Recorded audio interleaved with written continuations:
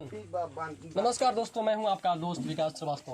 पिछले क्लास में हमने आपको बताया था टेंस के बारे में, और टेंस के माध्यम से हमने आपको दिया था सिंपल प्रेजेंट टेंस।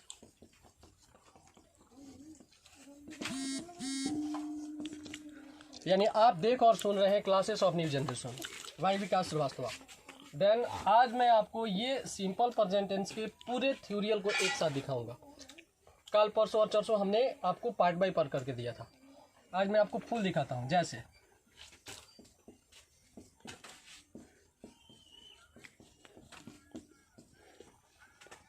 चलिए प्यारे दोस्तों, हम इसको अब रूबरू करते हैं, आपके सामने इसको सॉल्व करके बताते हैं।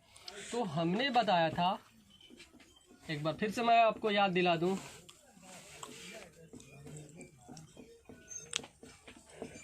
कि वाक्य का शुरुआत अगर वह से हो, या वाक्य का शुरुआत अगर दुनिया के किसी नाम से हो, या वाक्य का शुरुआत मेरा मेरी से संबंधित किसी भी वाक्य से हो, ऐसी परिस्थिति में हम क्या करते हैं, उसकी क्रिया में एस या ईएस लगाते हैं।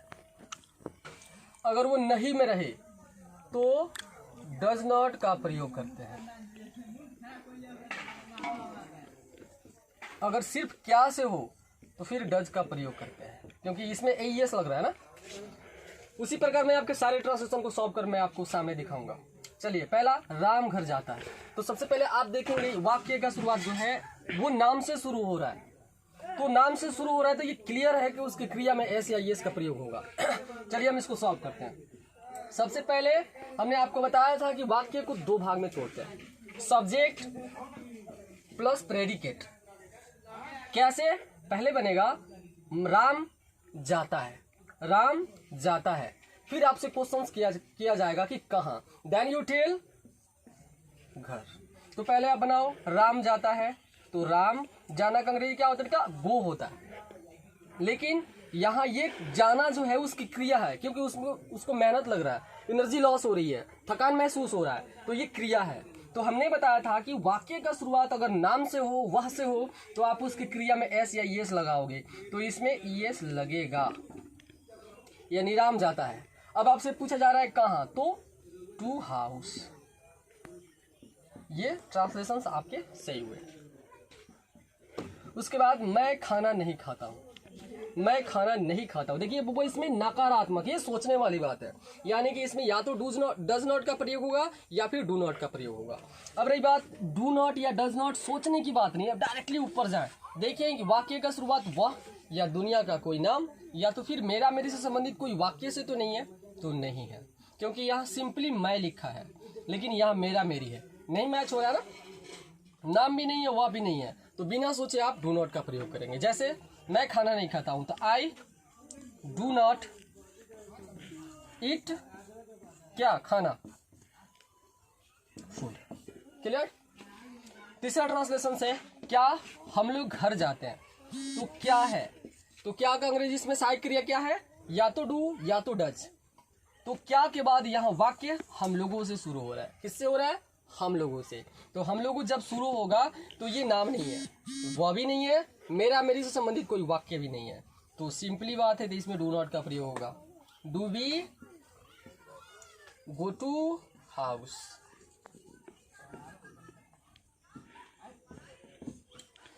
चलिए अगला क्वेश्चन से, क्या आप लोग भात खाते हैं। सॉरी ये डबल हो गया है, तो आप इसको आराम से बना सकते हो। कैसे? Do you eat rice. Ram लिखता तो है। देखिए यहाँ तो नॉट का तो का प्रयोग हुआ। हमने बताया था ना कि जहां भी तो रहे तो उसमें डू नॉट या डज नॉट का प्रयोग करेंगे। विशेष बताने की ये जरूरत नहीं है कि कहाँ डू और कहाँ डज लगेगा, मैंने आपको पहले ही बता दिया है। ये नाम है तो यहाँ डज का प्रयोग होता है। जैसे राम डज क्या करता है, लिखता है ना। बहुत ही आसानी से सॉल्व कर दिया हमने आपके इस क्वेश्चन को। अब अगले पौधान में हम आपको चलते हैं क्वेश्चंस की तरफ, जहां है मैं क्या लिखता हूं। मुझे ये पता नहीं है कि मैं क्या लिखता हूं, मैं आपसे पूछना चाहता हूं कि मैं क्या लिख रहा हूं, मैं इस बोर्ड पर क्या लिखता हूं। देन ये क्वेश्चंस हुआ। तो जब क्वेश्चंस आवे तो सबसे पहले क्वेश्चंस को बाहर निकालते हैं। इसमें क्वेश्चंस ये है क्या, तो पहले इसको बाहर निकालेंगे। अब आप सोचते होंगे कि क्या का भैया आपने अंग्रेजी लिखा था डू या डज। हाँ लिखा था, लेकिन कब? जब क्या पहले था। पहले था यहाँ ना, देखिए सबसे पहले क्या था तो हमने डू का प्रयोग किया, लेकिन जब क्या बीच में चला जाए, जैसे कि इन दोनों का सेंस मैं आपको समझाता हूँ कि क्या हम लोग घर जाते हैं, ये क्लियर है कि हम पूछ रहे हैं कि क्या हम घर जाते हैं, मैंने ये क्लियर है।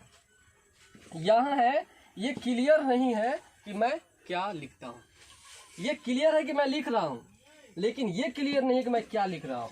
तो जहाँ क्लियर नहीं हो अर्थात क्या, क्यों, किस लिए, कैसे, ये सारे क्वेश्चंस अगर आपको बीच में मिले तो पहले उसको बाहर निकालते हैं। जैसे इसमें क्या को बाहर निकालते हैं, कैसे, तो व्हाट, क्योंकि क्या का अंग्रेजी व्हाट रियल होता है, तो व्हाट, उसके बाद डू नॉट या फिर डज नॉट का प्रयोग होता है।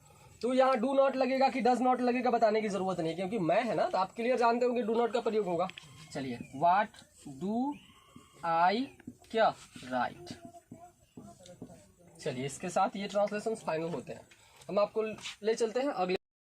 अब अगला क्वेश्चन हम आपके सामने देते हैं, क्या राम लिखता है। देखिएगा पहले क्या है, तो आप तो जानते हैं पहले क्या होगा, तो क्या इंग्लिश होगा, या तो डू या तो डज। यह नाम है ना, तो सोचने की जरूरत नहीं, आप बिना सोचे इसमें डज का प्रयोग कर देंगे। डज राम क्या लिखता है ना, तो लिखना का अंग्रेजी क्या होता है, राइट। सही है ना, बहुत आसानी से बन गया। दूसरा क्वेश्चन, इसमें क्या पहले था, इसमें भी क्या पहले है।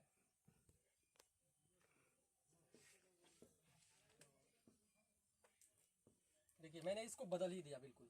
कैसे, तुम क्या लिखते हो, क्या पहले क्या बीच में, क्या पहले क्या बीच में। अब इसको हम क्यों बना देते हैं, क्योंकि क्या का मैटर में पहले आपको बताया था। अब तुम क्यों लिखते हो, तुम क्यों लिखते हो, ये जानकारी मुझे नहीं है, वो लिखता है, लेकिन वो लिखता है तो क्यों लिखता है ये आपको बताना है। तो इसमें क्वेश्चन हुआ ना क्यों, ये मार्मिक क्वेश्चन है, इसको बाहर कर देंगे। कैसे बाहर कर देंगे, तो क्यों का अंग्रेजी क्या होता है आप सभी जानते हैं, वाई। तुम है ना, क्या लगेगा, डू।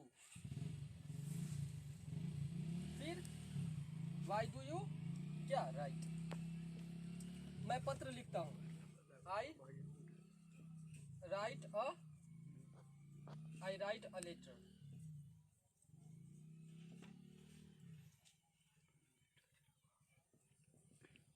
मैं नहीं हंसता हूं, देखिए इसमें नहीं है, तो क्या होगा, आई, फिर डू नॉट, फिर लाफ। ये सारे फंडामेंटल है। चलिए मैं आपको अब अगले पौधान की तरफ कहाँ लेके चलता हूँ, जहां हमने कल आपको पढ़ा के छोड़ा था और आपके लिए कुछ क्वेश्चंस दिए थे। क्या आपको याद है, हमने बताया था कि आप कमेंट करके बताएं। हमारे दोस्तों ने हमें कमेंट करके बताया भी, और उसमें कुछ क्वेश्चंस सही थे, जिसको हमारे चैनल के माध्यम से बहुत बहुत धन्यवाद देना चाहेंगे। पहला, वो राजू तिवारी, राजू तिवारी एक स्टूडेंट है जिसने हमें कमेंट करके बताया था ट्रांसलेशन, और उसका ट्रांसलेशन सही था। दूसरा, एबोरल करके कुछ मेरे दोस्त थे जिन्होंने कमेंट करके बताया, बहुत अच्छा कमेंट लगा उनका, लेकिन उनके द्वारा बनाया गया ट्रांसलेशन रॉन्ग लगा हमें। चलिए कोई बात नहीं, हम उनको बताते हैं इसका वास्तविक ट्रांसलेशन क्या होगा और इसको कैसे सॉल्व करेंगे आप। ऐसे ट्रांसलेशन आपके लाइफ में अगर आवे तो आप क्या करेंगे। हमारे new classes of new generation के माध्यम से राजू तिवारी को हार्दिक शुभकामनाएं।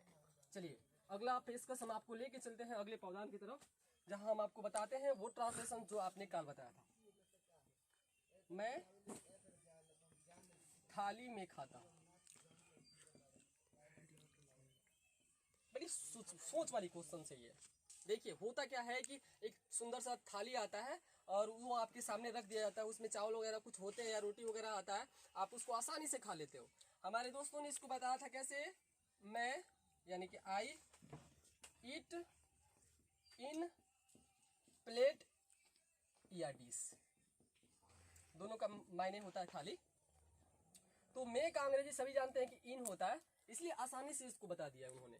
देखिए हम इसको सॉल्व करके बताते हैं इसका रियल मायने क्या होता है। आई रीट इन प्लेट, इसका मायने होता है कि मुझे एक थाली सा मिल गया है, उसमें चावल वगैरह रख दिए गए हैं और मैं भी उस थाली में बैठा हूँ।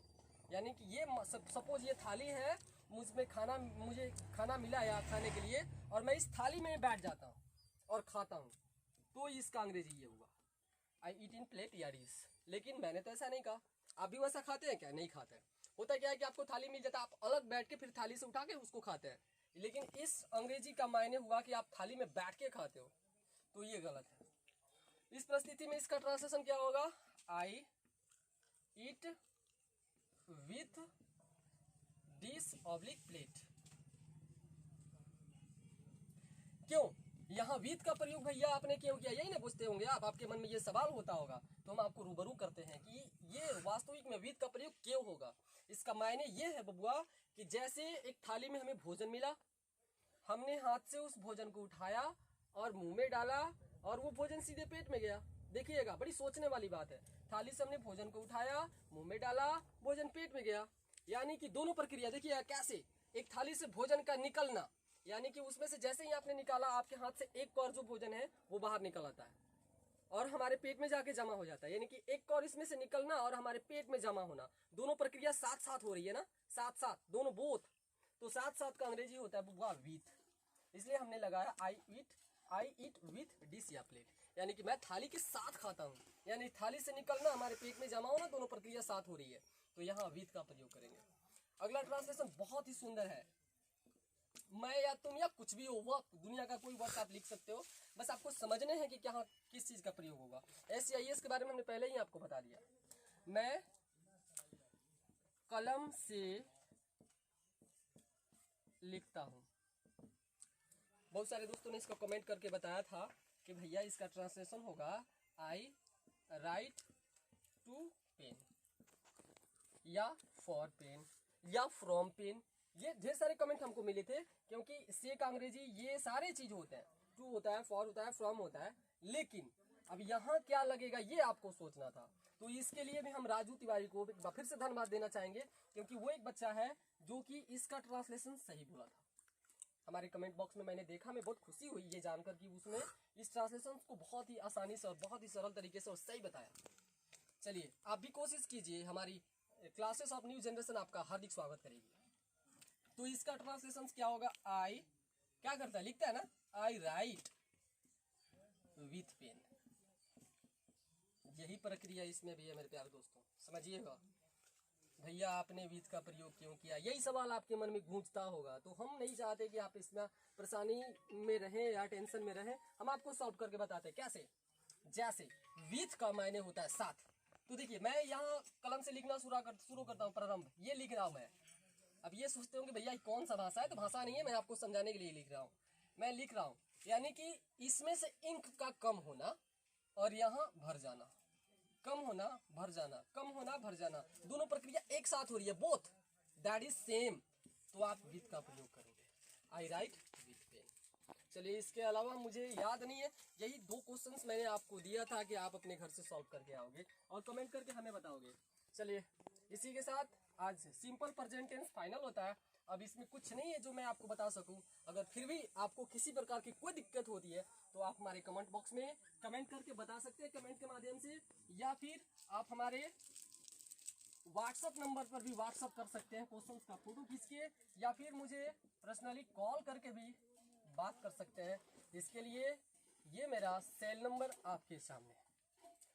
और एक चीज़ और मैं बता दूं कि अगर आपने अभी तक हमारे इस चैनल को सब्सक्राइब नहीं किया है तो प्लीज़ वो नीचे लाल कलर से लिखे हुए सब्सक्राइब बटन पर जाएं, ऐसे क्लिक कर दें ताकि मैं आपके साथ रहूं। जैसे ही आप सब्सक्राइब बटन पर क्लिक करेंगे, उसके बगल में एक घंटी का निशान आएगा, उसे दबाना न भूलें, क्योंकि इससे ये फायदा होता है कि मैं जो भी वीडियो अपलोड करूंगा आपके पास सबसे पहले, सिर्फ और सिर्फ आपके पास सबसे पहले पहुंचेगा।